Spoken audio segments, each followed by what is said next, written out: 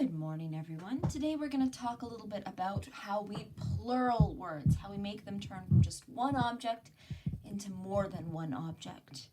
Now, English is a very strange language. Oftentimes, there are rules that work for 90% of the words, but there will always be a few exceptions. So as we go through our rules today, I want you to keep that in mind, and we are going to do that. For a nice little comprehensive list of words, there is a list in your textbook on page 140 that looks like this. It has all of the rules that I'm going to explain right there, nice and clear. So let's dive into it. Let's talk about these different rules. Rule number 1 is the rule that works for almost all words in the English language, specifically if they end with a regular type of consonant.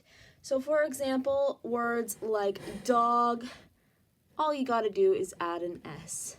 So I write the word, I add an S. It becomes a plural word.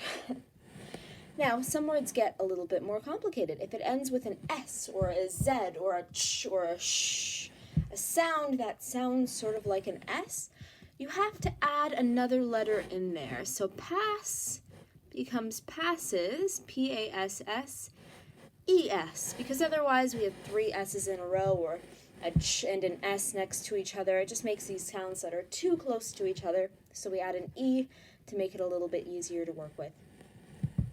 What about if we have a Y at the end of the word? Well, in the case of a Y, we almost always change it into an I-E. So if there's just a Y, no other vowel at the end of the word, just the Y, we change that Y to an I-E. It looks like this, L-A-D-I-E-S. So the Y became an I-E. Now, sometimes a word will end with a vowel and Y, like the word boy. It has an O and a Y. Both of those are vowels. In cases like that, you don't change the Y. You leave it as is. So boy becomes boys. Stays the same because there's 2 vowels there already. We don't want to add a 3rd vowel in. Now, F is tricky. There are 2 options with F. Sometimes your F is going to turn into a V, like in knife. Knife becomes knives. In other words, the F will stay an F, like belief. These ones, there's no constant rule that always works, so just be really, really careful with the Fs.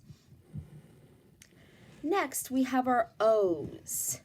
So, once again, if it just ends with an O, consonant and an O, no 2 vowels in a row, you are going to add an E in there as well. Potatoes, like that, with an E. Now, if there's just one O, but this is a music term, like alto and solo, you don't add an E. It stays the same. And if you have 2 vowels at the end, so an O and another vowel, you also just keep it the same. So a little bit tricky, but there's some rules to help you out. They are all in your book. Once again, that is on page 148. I think I may have said 140 earlier, but it's 148 if you want to look at them. So there you are. Hope that helps. Bye-bye.